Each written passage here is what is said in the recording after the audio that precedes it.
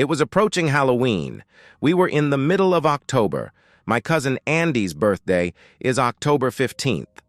So for his 12th birthday, we all went over to our Uncle John and Aunt Melissa's house, as they were throwing him a family birthday party.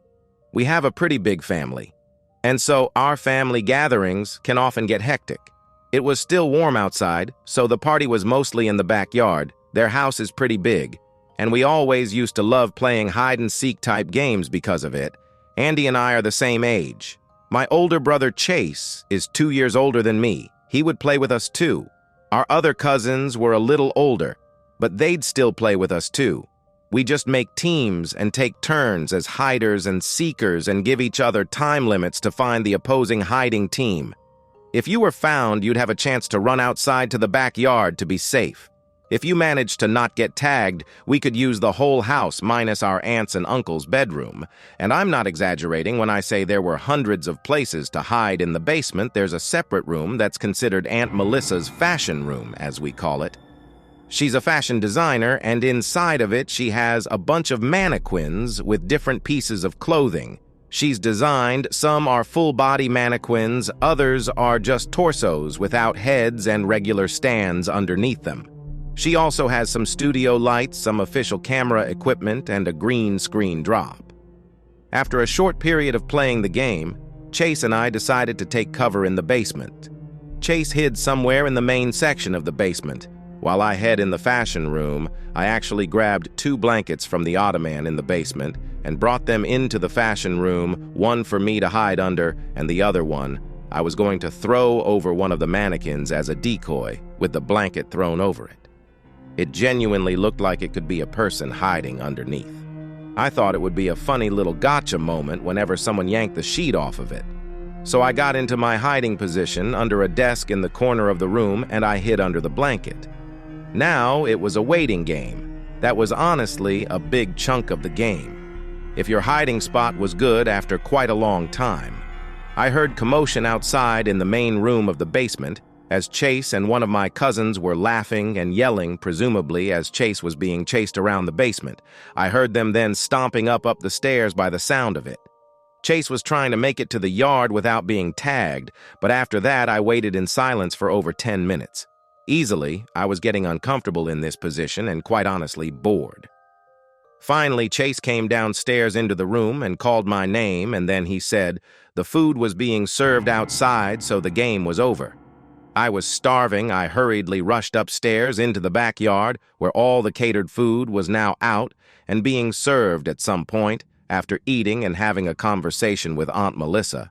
I remembered that I totally left those 2 blankets in her fashion room, most importantly, that I left one over her mannequin, which she would not be happy about. So after going to the bathroom, I went back down to the basement and to the fashion room, where I turned on the light and saw that the blanket was no longer on that mannequin, but rather the blanket was covering something else. It appeared to be another mannequin, though this one seemed to be propped in a seated position, which I wasn't aware of any mannequins that were in a seated position. The closer I got, I started to realize that it was moving, and I heard breathing on top of that. There was this funky smell that wasn't there before. There was a person under there, but who? I laughed and said, "Who is that?" They didn't answer. I felt this feeling of uneasiness growing in my stomach. I looked down to see if I could see the shoes they were wearing, but what I saw was the bare feet of a black person. Nobody at this party was black back. I made a beeline for the exit, but instead I hurried back outside and told my uncle to contact the authorities. As soon as my uncle and a few others heard me say something about someone being in the basement, panic set in. I followed them down to Melissa's fashion room, where I saw that the blanket had fallen to the floor and that whomever had been hiding beneath it had escaped. I swear to God I could smell their feet and heard their screams. My entire family searched the house, and finally we found Ely. My uncle called the police, taking my claims very seriously. When the police showed up, it was kind of a whole scene, and everyone at the party was concerned. Neighbors even came out to see if everything was okay. Every possible hiding place was checked, and no one was in the house. I didn't make it up, though. It was genuine what I saw, and I just wish he did turn up so that everyone would have seen I was right. Even if mostly everyone did believe me, I still just wanted them to see what I saw for themselves during parties.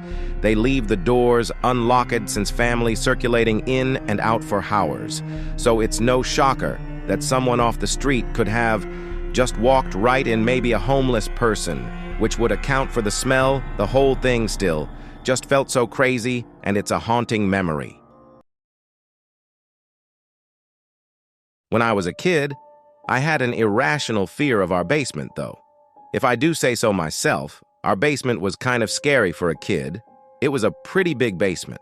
There was an L-shaped couch right in the middle of the basement that sat right in front of a wooden support column. In front of the couch was the big old Bo TV we had down there, which had all of our video game consoles plugged into the layout of the basement, was set up as a big circle that went around the couch. Basically, there was a booth and table in one corner, an old bar in the other corner, which had the door to the laundry room behind it, and then in the other corner, closest to the stairs, was the doorway to my dad's little workout room. My dad rented out the upstairs of the house to an old lady named Ruth, so we only had access to the first floor and the basement. My dad would usually hang out in the living room on the first floor, hence why our video games were all downstairs on the crappy TV, because our dad didn't really hang out down there. I'm the youngest sibling. I have 2 older brothers. I was anywhere from 6 to 8 years old when this happened. My older brothers weren't home, so they must have been having play dates with other kids. It was just my mom and I, home at the time. My dad was likely at work. Usually I'd be playing video games with my brothers in the basement, so I wouldn't be scared. But since I was alone, I remember being kind of creeped out. As I walked down the stairs, that basement door sucked because it wouldn't stay open by default. It would just slowly creep shut unless something was propped in front of the door to keep it open, so it just made me feel even more isolated from the upstairs and my mom. I was playing whatever old video games I was into at the time. Alone on that gray fluffy couch, any little sound in the basement would make me pause my game and look in whatever direction I heard it. There would always be creepy sounds that would come from the laundry room, and even though I grew to expect them, they'd still sometimes creep me out. They were usually familiar sounds, though, and so when I heard an unusual sound come from inside the laundry room, I paused my game. It wasn't the sound of the laundry machine or the boiler clacking. It was the sound of something dropping to the floor and bouncing once or twice.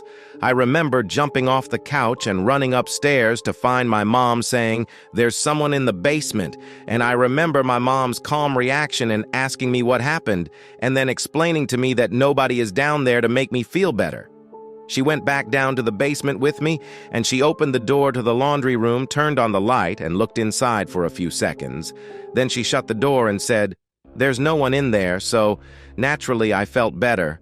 And she went back upstairs, and I went back to playing video games. I can't remember how much time passed before I went back upstairs to eat a snack.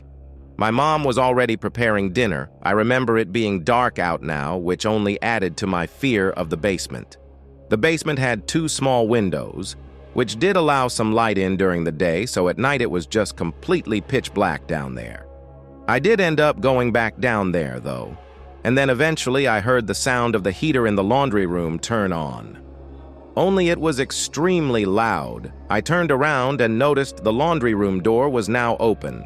I got off the couch and slowly walked to the laundry room door. It was pitch black inside of there. I was scared to turn on the light. I just wanted to shut the door. I gathered up enough courage to run at the door and slam it shut and then run back to the couch for some reason. I just felt safer on the couch, I guess, for whatever reason. I didn't once think that it was strange that the door was magically open now. Even after my mom had closed it earlier, the next thing I remember was hearing a man's voice from behind me. And at first my brain didn't register what I just heard. It didn't seem real at first. I turned around and saw some sickly-looking man sitting in the booth in the corner of the basement with his arm on the table and his head resting on his fist. He said, "My God, how you've grown." I was frozen stiff. I couldn't even scream. I just looked at the man in the corner with my mouth hanging open, twitching. He slowly stood up in this crooked, hunched-over posture, and it seemed like he was slowly starting to walk towards me as he said, "Your mother won't let me see you guys." I finally was able to scream, and I just bolted for the stairs. I was screaming, "Mom," the whole way up to the kitchen. I slammed the basement door and locked it. I screamed and cried to my mom that there's a man downstairs. I saw the look in her face, and she was petrified. She called 911, and I strangely don't remember what happened to the moments before the police showed up. I just remember a bunch of police officers getting there and going down to the basement.